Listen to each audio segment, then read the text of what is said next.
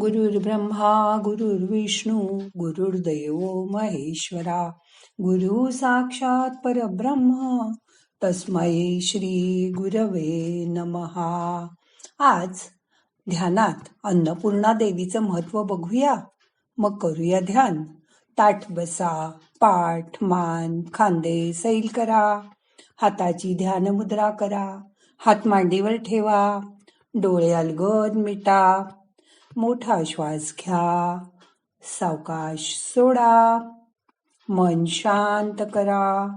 असं बघा, अन्नपूर्णा या देवतेला एक अनन्य साधारण असं महत्व आहे. मी दत्त संप्रदायातील असल्यामुळे श्री दत्ताला नैवेद्य दाखवला जातो. त्यानंतर लगेच अन्नपूर्णेलाही नैवेद्य दाखवला जातो. मला हे नेहमी कोडं पडायचं की अन्नपूर्णेला एवढं महत्व का दिलं जातं. शेवटी मी अन्नपूर्णेसंबंधी माहिती वाचली. यात शंकर पार्वतीच्या खूप प्रसिद्ध आहेत. अन्नाचं एवढं महत्व श्री शंकरालाही मान्य नव्हतं.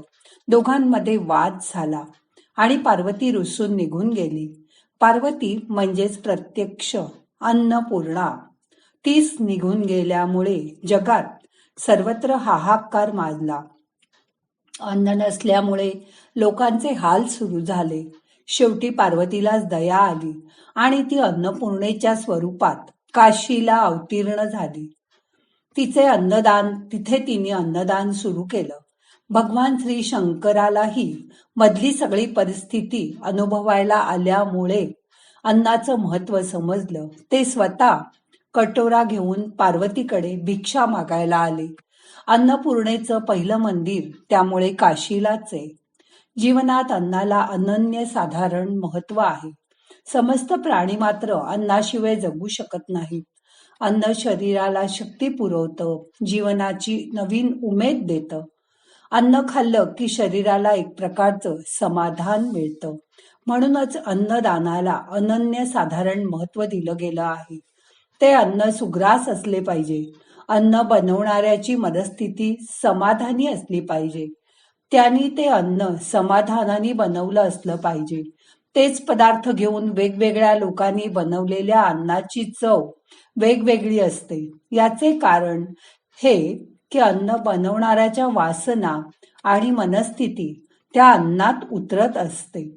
म्हणून घरच्या अन्नपूर्णेला नेहमी समाधानी ठेवा. तिने शुचिर्भूत होऊन अन्न शिजवले पाहिजे. आपल्याकडे मुलीला सासरी जाताना अन्नपूर्णेची मूर्ती त्यासाठीच दिली जाते.